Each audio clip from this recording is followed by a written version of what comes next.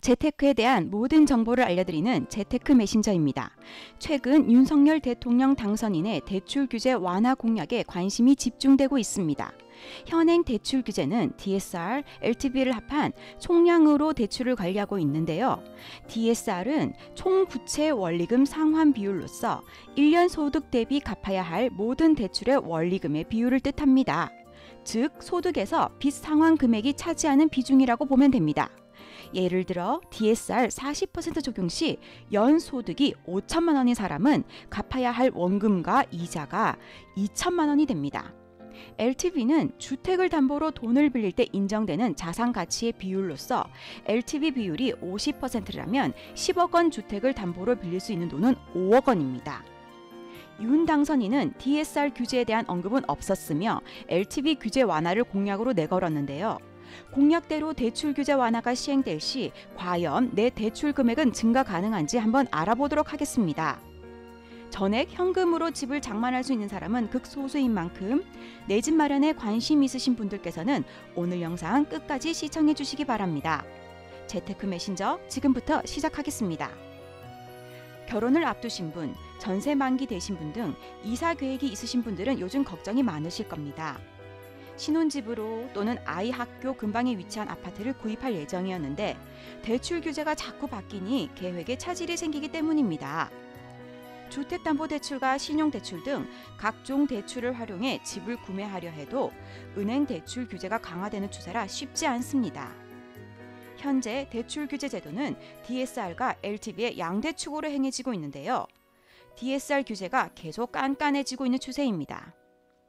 2022년 1월부터 6월까지는 전 규제 지역 6억 원 초과 주택에 대해 총 2억 원만 되어도 DSR이 적용됩니다. 즉 현재 신규 대출을 받을 때 기존 대출과 새로운 대출액의 합계가 2억 원을 초과하면 40%까지만 한도가 나온다는 것입니다.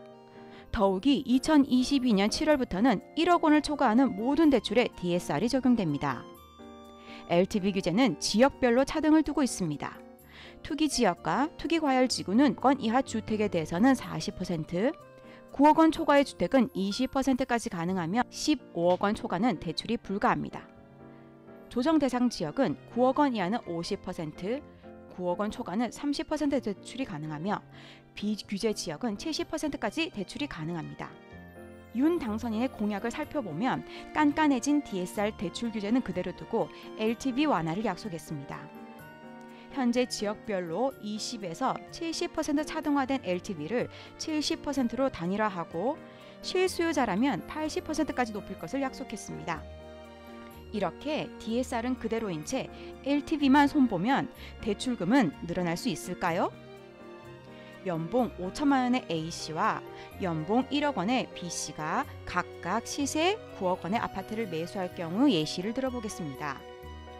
연봉 5천만 원의 A씨는 현 제도 하에서 3억 6천만 원의 대출이 가능하며 LTV 규제 완화 시 3억 7,300만 원의 대출을 받을 수 있습니다. 대출 금액이 약 1,300만 원 증가하는 데 그칩니다. 반면 연봉 1억 원 B씨는 현재 3억 6천만 원에서 6억 3천만 원으로 대출 가능 금액이 증가합니다. 대출 금액이 무려 2억 7천만 원 증가합니다. 즉, 소득이 높을수록 대출에 유리해집니다. LTV는 집값 대비, DSR은 소득 대비 대출액을 정하는 기준인데 DSR과 LTV가 같이 적용되기 때문에 LTV가 아무리 높아져도 DSR의 규제가 유지되면 소득이 적은 경우 별다른 실익이 없다는 점을 알 수 있습니다.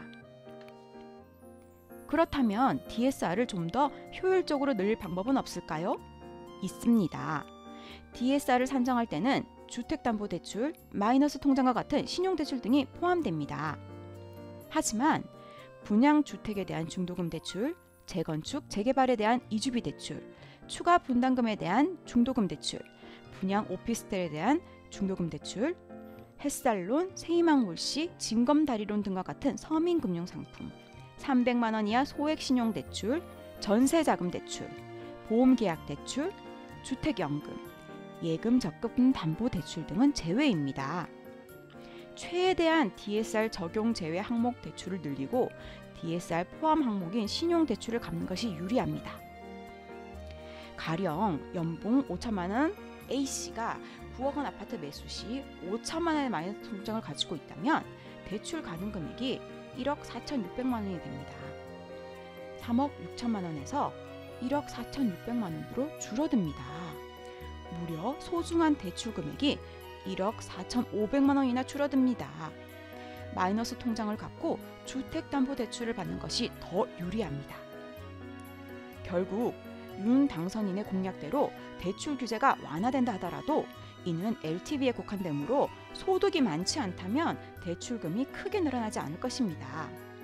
다만 마이너스 통장과 같은 신용 대출에 미치는 영향이 크므로 최대한 마이너스 대출을 갚는 것이 효율적입니다. 신용 대출 상환 만기도 7년에서 5년으로 줄었기 때문에 마이너스 통장 1,000만 원 반월 돈이면 주택담보대출 7천만 원의 효과가 있는 것이지요. 지금까지 윤 당선인의 규제 완화 공약에 따른 대출 증가 여부에 대해 알아보았는데요. 모든 제도에는 추구하는 방향이 있습니다. 올해 대출 규제의 핵심은 바로 갚을 능력 되는 사람에게만 빌려준다입니다. 최대한 신용대출을 갚고 연봉을 높이는 것이 핵심이겠습니다. 오늘도 시청해 주셔서 감사합니다. 도움이 되셨다면 구독과 좋아요 부탁드립니다.